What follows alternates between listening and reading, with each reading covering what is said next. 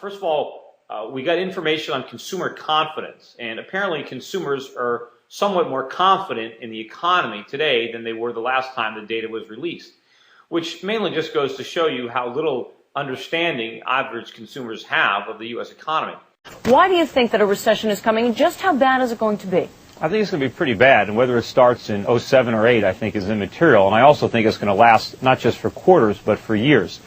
You know, rather than the recession being resisted, it should really be embraced, because the disease is all this debt-financed consumption. The cure is that we stop consuming and start saving and producing again, and that's a recession. And sometimes, you know, medicine tastes bad, but you got to swallow it. It feels like a recession because we're in one. You know, I'm not going to go by the government numbers. If the government weatherman tells me it's sunny outside and I look out the window and it's raining, you know, I'm going to take an umbrella. You know, during the 1930s, when we had the Great Depression, which, you know, we're probably going to have to come up with a new name for that at some point.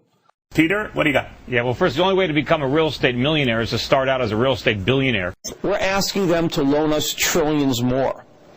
And I don't think they're going to do it. I don't think the world is that dumb. I think they're learning a valuable lesson from this experience, and that's don't lend Americans any more money. You know what we're going to tell the Chinese? We're going to say, you guys are predators, predatory lenders. We need a modification program. We need a cram down on this. You never should have lent us all this money. You know we can't pay it back. It's not our fault. I mean, look, there was just in the news that I think the post office reported losses of $7 or $8 billion, and they want to eliminate Saturday mail delivery. The government, the post office has been around for I don't know how many 100 years or whatever plus years, and they still can't make a profit. The government can't even deliver the mail and make a profit. How are they going to run AIG or any of these industries? It's lunacy. The reason we have a flood is because Alan Greenspan blew up the dam. But let's think about this for a minute. First of all, the ideal interest rate is negative 5%. Ideal for who? It's certainly not ideal for the lenders. Why would anybody want to lend at negative 5%? It's kind of like, ideally, I would be dating a supermodel, Michelle Bunchen. You can obviously see why that would be an ideal situation for me. The problem is going to be selling it to Michelle. It might not be ideal for her. And there's no checks and balances if the government is wrong, right? If a private entrepreneur makes a mistake, he goes bankrupt. The losses are cut. If he bets wrong, he loses. If the government bets wrong, they just get bigger. They just appropriate more money. It's a bottomless pit because they either get it from the taxpayers or they run it off a printing press. And in one of the speeches that George Bush made before he left office, I talk about a lot, he said that it's Wall Street's fault. Wall Street got drunk. Well, what everybody forgets is, sure, yeah, Wall Street was drunk. They were stinking drunk on Wall Street. Everybody on Main Street was drunk. The whole country was drunk. The question is, why? How did they all get drunk? Where'd they get the alcohol? Well, it all came from the Fed. The Fed liquored everybody up, and now they're surprised at the way we acted, at the decisions that were made, about the risks that were taken. The Federal Reserve was behind all of it. If we hadn't bailed AIG out, this wouldn't even be an issue, because these people would be out of work. They wouldn't be getting bonuses. There'd be no money to be paid. People are talking about these contracts. There would be no contracts. The company would be in bankruptcy.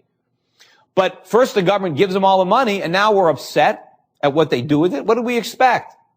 Right? It's like, if you give your teenage kid, car keys and alcohol, and then he crashes the car, what do you expect is going to happen? You don't think these guys are going to pay out some of the money that they got to themselves in bonuses to the South? What do you think they're going to do with it?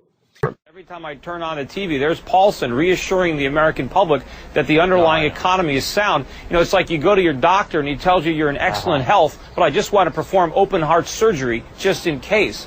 We've got a reverse Darwinism. We've got survival of the unfittest. They're worried about people going to the bank and not having money there. What I'm worried about is people going to the bank, taking out their money, but they can't buy anything. Where new purchasing power comes from is production. The only way we can buy more is if we make more. If we just print more, we can't buy any more. All that means is we have to pay more for what we do buy. So I can't imagine a secretary being worse than Paulson. They might as well nominate my 6-year-old to be Treasury Secretary. You know, at least he would play with his toys instead of screwing up the economy. Oh.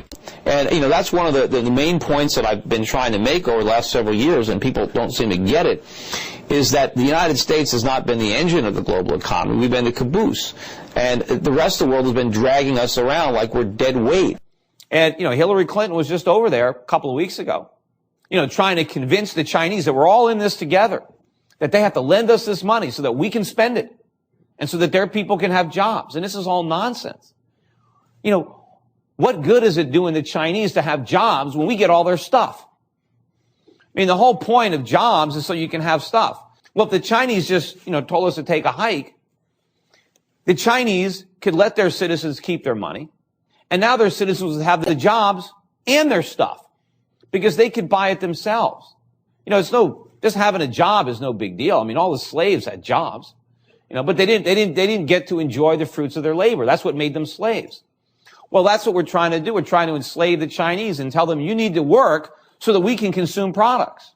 That's not the way it works. We need to produce products so that we can consume them. See, but if you remember the Weimar Republic, they were in trouble because of the reparations from the Treaty of Versailles. No, actually, they had huge external liabilities. If I may take you back one step, they got into a war and decided they didn't want to finance it with taxes or finance it with bonds. They just decided to run a deficit. That was the first step. Right, that sounds very familiar. Yeah. That's what we're doing with Iraq. But the thing is, we owe the world probably as much, if not more, than Germany owed, only we didn't incur this debt fighting a war. We incurred it remodeling our houses and buying cars and television sets and iPods and all these little gadgets that we didn't need, and now we owe the world trillions, and we're reaching for the printing press to pay it back. They just passed this the other day to give you a tax break if you go buy a new car.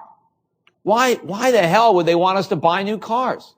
I mean, we're broke. You got an American that can barely afford his mortgage. He's got credit card debt, and Barack Obama wants him going out and buying a new car and taking on even more debt.